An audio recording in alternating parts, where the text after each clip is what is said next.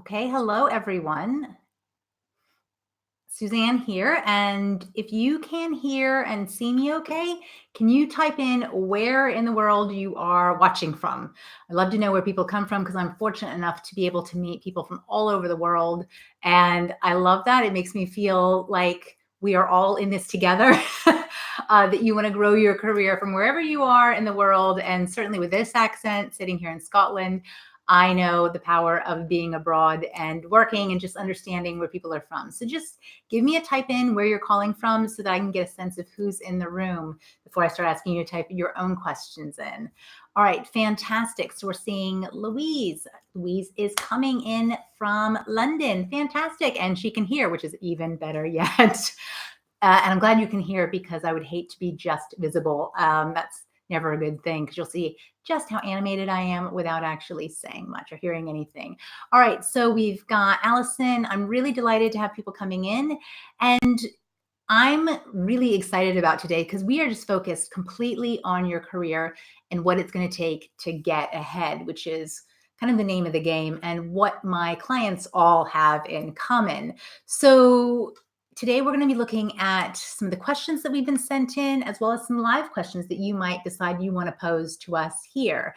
And if you are still with us by the end of this call, well, then you're going to get the answer to one of my most commonly asked questions on these types of things, which is, how could I get my boss to pay for some executive coaching? It's definitely a top question I get asked. And there's several parts, but if you stay to the end, we're going to cover that as well. So hopefully that is exactly what you're here for, that and the way to take, even without the coaching, how to get your career to the next level. So before we get started, let's just make sure you are subscribed to my channel. So that's the best way to making sure that you are always in receipt, yeah, that's the word, in receipt of our Tuesday videos. We send them out today where we are clearly live, which is a new thing for me. But you know how the drill goes. Every Tuesday, we send out something specifically about career progression for professional women. And not just any women, but women who work in male-dominated fields. So if that's you, I'm loving it. That's awesome. So please give me a thumbs up or a hey there or hiya in the comments section so that I know you're with me. All right. So as I said, this is the first time we've offered anything like this. But we have some questions we're going to start off with, as well as just type in your own as we go. So let me know, as you said, as you join us, where you're tuning in from by putting in the comments box. And I'm here, luckily, today with my team, Wendy and Jennifer. Let's be very honest, they are the brains behind all of this. The tech really goes above my head. But main thing is to say, Wendy and Jennifer are running all the controls, but it's going to be me answering a lot of questions. I'm Suzanne Doyle-Morris, and I have been coaching women in male-dominated fields for 15 years, specifically on how to get careers they actually want. And my aim today is really to help you think a little bit more about how to get all the career goals that you want. So why don't we get started with some of our first questions? And hey, Arlene, I see that she has joined us all the way from France. That is very fancy, and I won't be able to say much more than bonjour, but please, we are delighted. We are delighted that you are joining us from across the pond.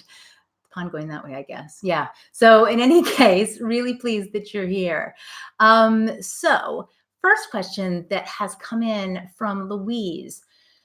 Okay, I'm going to read that to everyone. I've been told I will receive a pay rise at my annual review. Okay, in December. But after 2 years of no pay rises, but receiving great reviews and feedback, okay, you've got nothing. That's great. All right, so how should you handle this? All right, Louise, I'm totally feeling you. And I think one of the things, and it must be so galling, particularly if you are getting good feedback, but you've had no pay rise for a couple of years, particularly if you were promised one. All right, so when that happens, there's a couple ways to proceed. The first thing is let's just understand the basics. Was this promised to you a couple of years ago written form or verbally? Meaning, was it part of a contract or any kind of expectation on an appraisal form? It's really about what my question is really about, was this written? Because then you'll have more of a leg to stand on if you go back to them.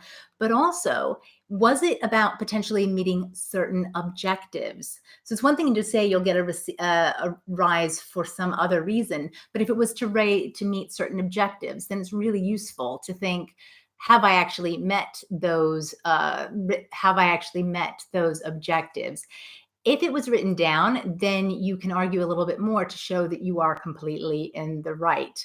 But if they weren't, then make sure that the objectives are really clearly set and remind your boss as to what they promised 2 years ago and ask why you haven't been awarded that. This is not the time to just stew on it yourself and just be really annoyed. Find out what's going on. So my second question really might be around, has anyone else at the organization had a pay rise in the last 2 years? I know certainly for some of my clients, there's been a freeze, not just on hiring, but on pay rises, but that's not across the board. So it's slightly different if that has been across the board. But I know if you know for a fact that other people have received a pay rise, then you know you need to find out what they've done that is actually constituted being set apart, particularly if you already promised that. And the third thing that comes to mind is if you've stayed, this is going to be a bit tough. If you've stayed and but haven't received a rise, and the reasons, particularly people who have had pay rises during that time, if you've stayed and not had a rise, but they've stayed and had rises, then you may actually need to look elsewhere for a career move. Now, that could seem a bit unfair, but it reminds me of a client recently I had who actually came to me because she had accepted a lower base salary than what she should have done on the promise. This was over a year ago, on the promise that she would be making that up in bonuses.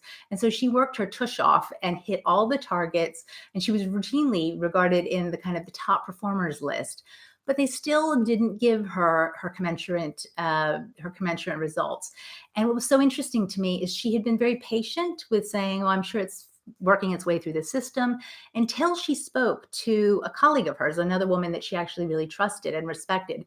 And that colleague essentially confided to her and said, "You know what? I actually am still on the same salary that I was 6 years ago." That's so galling. She said, "I had to just lump it and know that I'm going to get my base salary, but there'll always be around a reason around why they're not going to give me any more." So that honest conversation has actually helped my client say, "You know what? I'm going to have to move on because I can't afford to be here 6 years and not move on." So, all right, we've also got Anne joining us. Hello, Cambridge. You know, if I'm lucky enough to have, we've chatted before, you know how much I love Cambridge. So delighted you're joining us. So, okay, we've got other questions coming in.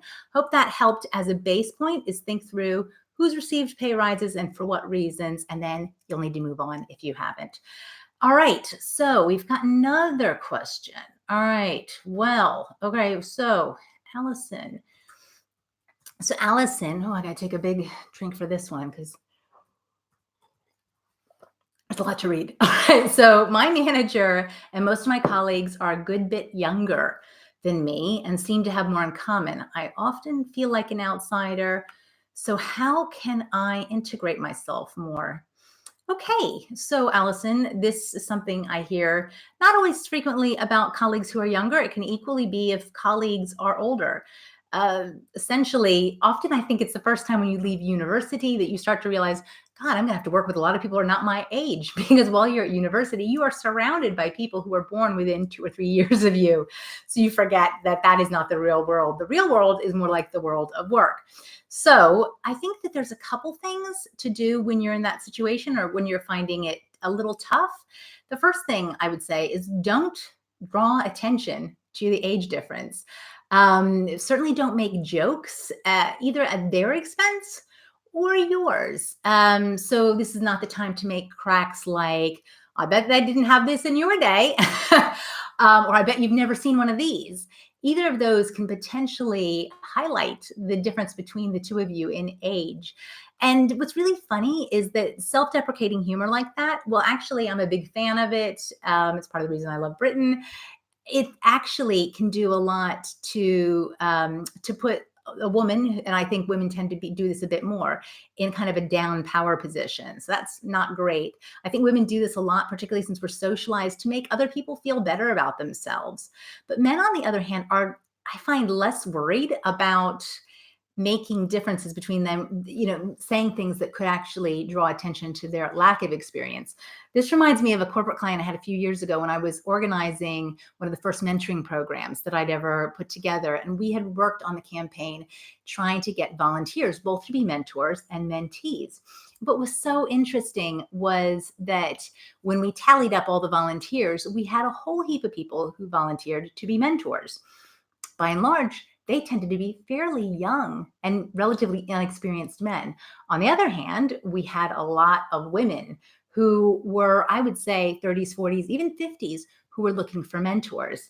Now, this this sense that men felt more comfortable knowing how to get ahead in the organization and hence could mentor someone, that spoke bigger to a big culture difference that we needed to look at more deeply. But what was interesting is that at the time, my first reaction is, oh, why are these guys who are so young not concerned about this at all? And they're just bringing, they're a bit ridiculous and self-full of themselves to thinking they could be the mentors. But the truth is, those guys, no matter how old or experienced they are, they actually do have something to give. So whether you're at the young age or a much older age, you too have something to give. So please remember that and don't draw attention to it, because it's actually probably more in your head than it is theirs. The second tip I'd say around this is look for the commonalities you have. Despite how different you may feel in your ages, you work in the same place. You probably actually have more in common than you think. So, they may commute, you may commute. Don't necessarily ask them where they live, but go personal with people. Ask them, how do they spend their time? I find that people are actually pretty happy to talk quite openly about things that they love if you ask them. So things like, what did you do at the weekend? Or what's your favorite box set? Or where do you like to go on holiday? Those are all interesting coffee, off water cooler chat discussions that if you speak with somebody who you assume actually has a different life to you because they're such a different age, you might find out that you actually have more in common with them than you think. I remember another client of mine, even just a few weeks ago, she'd been telling me about a guy that she worked with who he was more senior to her. And she said, you know what, on paper, we don't look like we'd have anything in common. I'm in my late 20s. He is in his late 40s. And he was kind of intimidating to me. But what was so interesting is after a couple sentences, they started to realize something really cool, which is that they both had both had twins about the age of 3 to 4 years old. So once they found that out, and this is, of course, due to the miracles of IVF, that people in such a large age spectrum can actually be going through very similar life experiences around the reproductive joys. They actually have a lot in common. They could both talk about the joys of Peppa Pig, as well as how to cram vegetables secret style into toddlers' food. And they actually found out they had a lot more in common. And the last tip I'd have around this is don't compare that person to your mom and dad, or maybe your wayward son or daughter. I mean, I think the funny thing is, keep away from comments like, oh, my daughter would totally wear that, or, oh, my mom would so agree with what you just said. Anything like that that highlights the age difference between you. That's probably not a good way to go down, because actually in the workplace, despite how it feels a lot of the time, you're actually more equal than you think. So don't remind them of the difference. And, let's be honest, nobody wants to be reminded that that no one's to be told that you remind them of their long suffering mother or their, their disorganized son, whoever. So just really focus on the similarities you have with them. All right. So that is hopefully some answers around age differences, which are usually bigger in your head than they are in anybody else's. Okay, Arlene. And Arlene is from France. Okay, so Arlene's asking, what would you suggest when you're bored at work? Project work.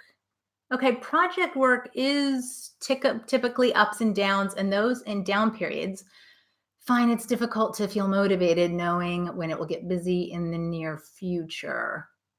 Okay, that makes sense. And you're right. I mean, God Almighty, if there's one thing I know after 15 years of consulting, is that myself, but like everybody else in big organizations, you will have upsides and downsides to the fact that time does not time, but work does come in ebbs and flows.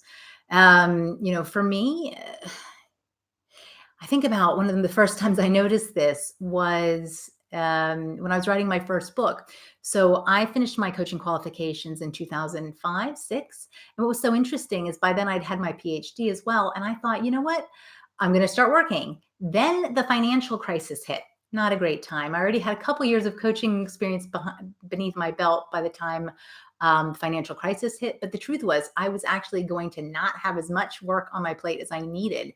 So I used 2007 and 8 to do the research and writing for my first book, Beyond the Boys Club. And that was a fantastic use of the time. Certainly better than what I could have been doing with my time, which is saying, woe is me, whatever am I going to do? When is work going to come back for me? So if I think about a couple of smart things food professionals do, particularly those who know that they're going to go through ebbs and flows, is work, but also personal life related. So the first is that I'd start to use that extra time to make sure you are up to date on all the career admin that your employer requires. So all the training, all that kind of stuff, as well as your own personal CBD. So your downtimes are actually the perfect time to look into life's boring things, but important things, vital things, in fact, like your pension allocations. Make sure you're on track. Maybe boring and probably not what you thought you'd get when you came today for me to be talking about your pension. And I tell you, that's all I'm going to talk about it. But it needs some time. So use that. And this is the time to go and talk to somebody about your pension allocations if you've got that ability. I think, this is also the time to make sure that you are keeping up to date with any other kind of training that your industry requires, let alone your employer. There's always going to be health and safety and other things that you need to do for your employer. But there's also other types of trainings you could undertake. In fact, I remember, I wouldn't have called it a downtime for her, but I remember actually two of my former clients used some of the time during their maternity leave, different industries, the two of them, but they both got additional qualifications during maternity leave. Now, these are, God love those women, because let's be honest, they certainly weren't having lots of free time as you don't when you have a baby. But on a much less impressive scale than that, I personally once read through a huge stack of my old Coaching at Works.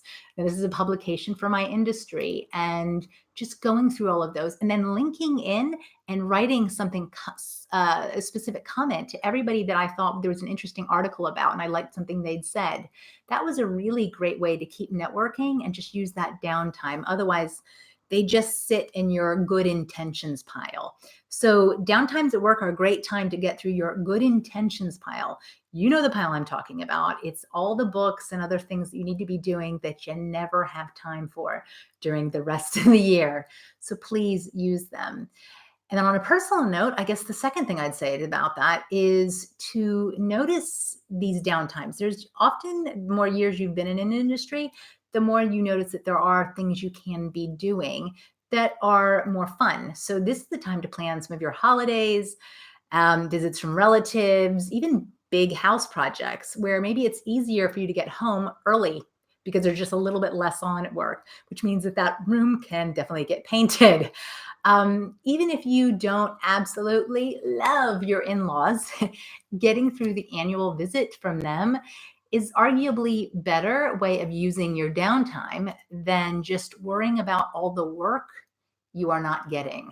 Take it from me. So that's another way to use that downtime. I hope, Arlene, that kid thing is making you think, okay, there's probably more I could be doing with my time productively, whether it's for fun or certainly to keep on top of your career. And the other thing is, while you're doing those things to keep you on top of your career, share what you're learning, share your observations with some of your colleagues so that they know that you're constantly learning and you want to stay on track.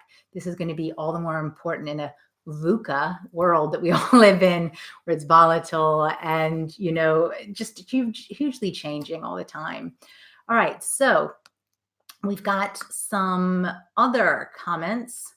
So I think, Holly, thank you so much. You were here to share support, which I'm delighted with. Thank you for being here.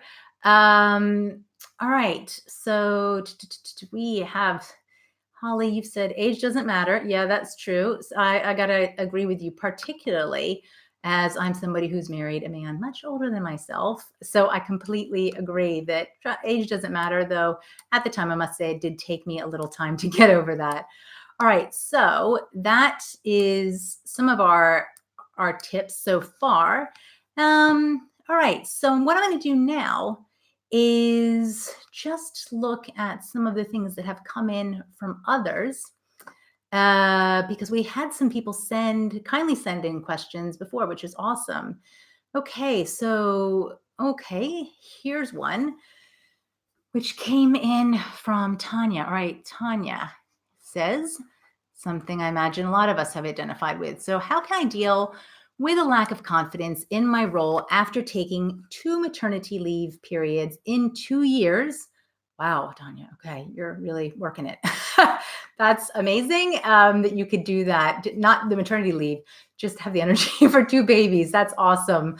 All right. So 2 maternity leaves in 2 years and returning to work on reduced hours. Wow. Okay.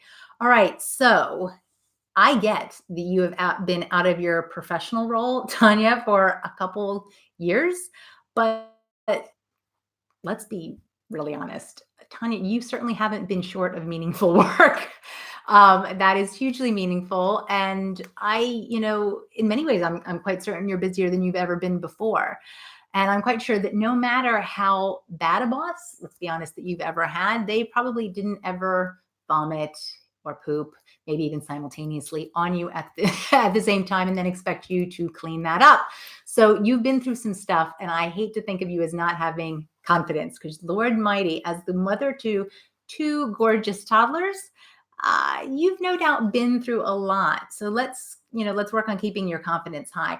I'd say the best way to maintain your confidence after maternity leave and working reduced hours is to get completely and utterly laser focused on something that you can deliver, perhaps because you've done it before, some type of project, and make that your number one priority. Communicate that with your boss, obviously, decide what that priority is going to be, and the rest of your team. But, I get it. You've been juggling for the last few years, and this is one area not to juggle in. Make one priority your key thing. So ask your boss what their top priority is, and then commit to that, because there are going to be so many other things that come up over the next year that would be good to get involved with. And completely, there are a lot of amazing things at work, and maybe not even some amazing things, but realistically, focus down on, if I can deliver this one thing for my boss that is interesting to me, but also really important for my boss to see, then just chipping away at that one thing will remind you of why you are so awesome, not just because of what you can do that one thing this year and then another thing in years to come, but that you've been able to do that while also being an amazing mother, an amazing professional, while 2 toddlers have been also needing your time. Okay, so all right. So let's go on to another question, because I'm not sure Tanya was on the call today. She may be here, but she did send that in. And frankly, Tanya could be on the call. She just doesn't have any free hands to type, which I totally get. Okay, all right. So another question is probably around, I think at this point, it is one of my most frequent ones, which is, I would love to work with a career coach. Yeah, Maria's saying this, but I can't afford it in my current role. Do you have any advice on approaching my boss to ask if they could pay? Okay, so Maria, I'm going to let you in a little secret. Most of my clients actually find me before their bosses do. So, what that means is I'm rarely assigned to work with anybody as part of a bigger anonymous coaching contract. Instead, most of my coaching clients find me either through YouTube or seeing me speak at their organization or reading one of my books or maybe even having a friend recommend me. That's how people find me generally. It's not because I go into large companies and say, I'll work with 100 people. That's just not the way I tend to do that. Then, at that point, one or two things happen. Sometimes they've had a conversation with me and we can put together a proposal for their boss outlining, and this goes back to Maria's point, this goes back to Tanya's point as well, outlining what focus we're going to have on a couple key things that their boss wants delivered. And then that proposal goes to the boss and the boss can see how we're going to use that time. And that really helps. Alternatively, they will have had a conversation with their boss maybe beforehand about their goals and then get their bosses to approve the expenditure. Because here's the sneaky bit employers often don't advertise. Most employees, including you, actually do have access to some kind of career development budget. Sometimes it's annual, but if you haven't used yours in a while, even if you didn't realize you didn't have any, you probably do. And you could ask for a lump sum, which is some of my clients have done before, that gets paid and said, you know what, I know maybe I have a small amount, but I'd like to use it for last couple of years. I didn't use anything. I'd like to use it this year for career coaching. Additionally, what often happens with some of my clients is they point to successful people that I've worked with who are people that their boss may know or have heard of in their industry, or maybe even the same company. That works too. I mean, for example, there is one of the largest banks in the UK that I am not officially a preferred provider for. And the reason I'm not is because I don't work with a much larger coaching consortium. However, I do lots of speaking there. I have done several workshops and I've coached several women all the way through to MD level.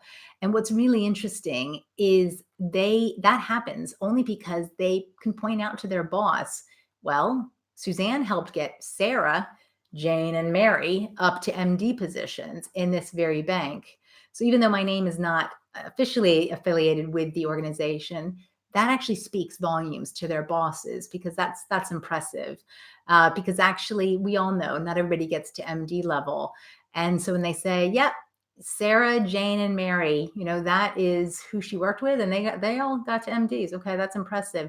And yes, I'm going to be very honest. Sarah, Jane, and Mary is the feminist alternative to the everyman phrase of Tom, Dick, and Harry. So I have worked with some Tom, Dick, and Harry as well, but I tend to work more with Sarah, Jane's, and Mary's. Anyway, drawing upon a recent conversation around this topic, getting your boss to pay for it, and maybe even your performance appraisal would be a great place to start. 360 feedback. Use that to find your boss's top priority for you. And then, you know what? We'll work to that list of things that you want to work with a coach on. No doubt that thing will not be the only value that you get out of it. We can look at other goals as well. But essentially, my clients find that getting their boss to see the value in having someone else support them as they get through those targets or those goals that they've got is actually fundamentally huge for their boss. So I think that that's the thing that often gets funding approved. And if you want to speak specifically with me as to what that might look like, very happy to do that. Good luck with getting the funding, but it's not something that a lot of people think about, but there are many ways to get your boss to pay for the coaching. Okay, so all right, Louise Mack, I'm delighted that you're loving my Sarah, Jane's, and Mary's because we all know that, we don't even think about the phrase Tom, Dick, and Harry, and it's a good one, Tom, Dick, and Harry, but I do think, hey, there's other people out there in the world.